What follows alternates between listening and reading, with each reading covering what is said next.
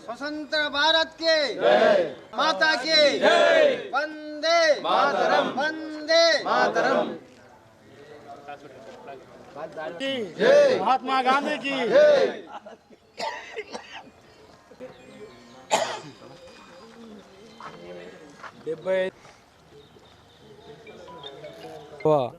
శుభాకాంక్షలు.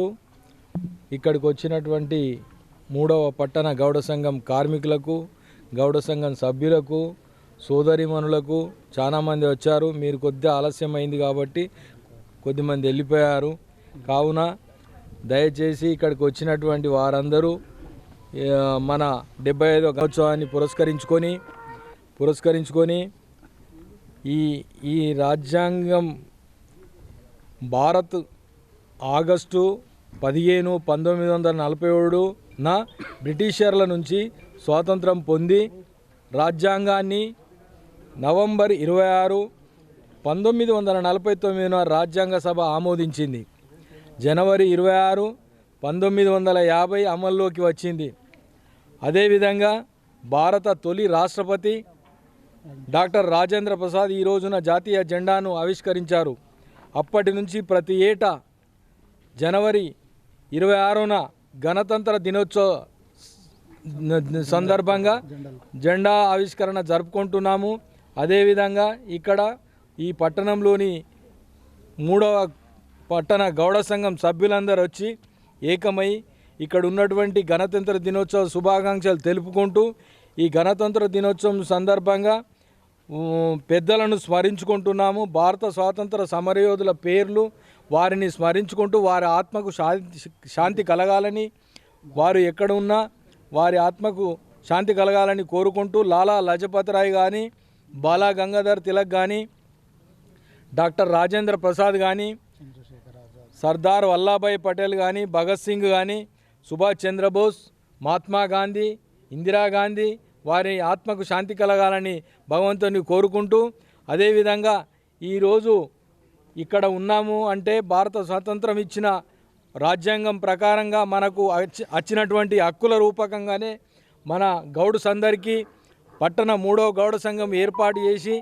వీరిలో ఒక 5,000 మందికి ఉపాధి కల్పిస్తున్నామంటే మన భారత రాజ్యాంగం కల్పించిన హక్కుగా కాబట్టి ఈ సొసైటీ వచ్చింది. సొసైటీ వచ్చిన తర్వాత ఇక్కడ ప్రతి 15 ఆగస్టుకు 26 జనవరికి జెండా ఆవిష్కరణ జరుపుకొంచున్నాము. దానిని అంబేద్కర్ గారిని కూడా వారిని స్మరించుకుంటున్నాము.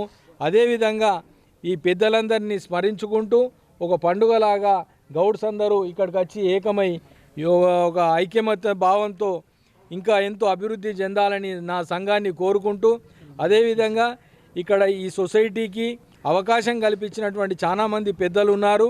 వారందరికీ నా యొక్క హృదయపూర్వకంగా కృతజ్ఞతలు.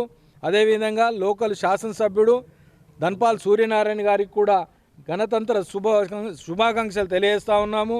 అదేవిధంగా నూతనంగా ఏర్పడ్డ మన కాంగ్రెస్ ప్రభుత్వానికి కూడా మేమెంతో రుణపడి ఉన్నాము. నేను 25 సంవత్సరాలు కాంగ్రెస్లో పనిచేశాను కాబట్టి కాంగ్రెస్ రాజశేఖర రెడ్డి గారు ఆధ్వర్యాన కూడా ఈ సొసైటీ రావడానికి కొన్ని మూలాలు ఉన్నాయి కాబట్టి, అదేవిధంగా రేవంత్ రెడ్డి కూడా, అదేవిధంగా జూపల్లి కృష్ణారావు కూడా, అదేవిధంగా మన గౌడ సంఘ నాయకులు చాలామంది ఉన్నారు. విజీ గౌడ్ కానీ, అదేవిధంగా మహేష్ కుమార్ గౌడ్ కానీ ఈ సొసైటీలకు ఎంతో సేవ చేస్తున్నటువంటి గౌడ సంఘ నాయకులు, జిల్లా నాయకులకు, అదేవిధంగా రాష్ట్ర నాయకులకు వారి పేరున వారికి నమస్కారాలు తెలియజేస్తూ, అదేవిధంగా తెలంగాణ తెచ్చినటువంటి నాయకుడు సమరయోధుడిలాగా వారికి కూడా కేసీఆర్ గారికి తెలంగాణ తెచ్చినటువంటి యోధుడు కాబట్టి ఆయనను కూడా ఒకసారి గుర్తు చేసుకుంటూ వారికి కూడా గణతంత్ర శుభాకాంక్షలు తెలియజేస్తూ ఉన్నాము. అదేవిధంగా ఇక్కడ కుల మత విభేదాలు లేకుండా అందరూ ఐక్యమత్యంతో అన్ని వర్గాల వాళ్ళు పట్టణంలో ఉన్నటువంటి 50-100 డివిజన్లలో అన్ని డివిజన్ నుంచి మన గౌడ సంఘం సోదరులు ఓ పండుగ వాతావరణం లాగా ఈ 26వ గణతంత్రం శుభాకాంక్షలు వారందరికీ తెలియజేస్తూ స్థానిక శాసనసభ్యుడికి కానీ, అదేవిధంగా స్థానిక నాయకులకు కానీ అందరికీ శుభాకాంక్షలు తెలియజేస్తూ ఉన్నాము.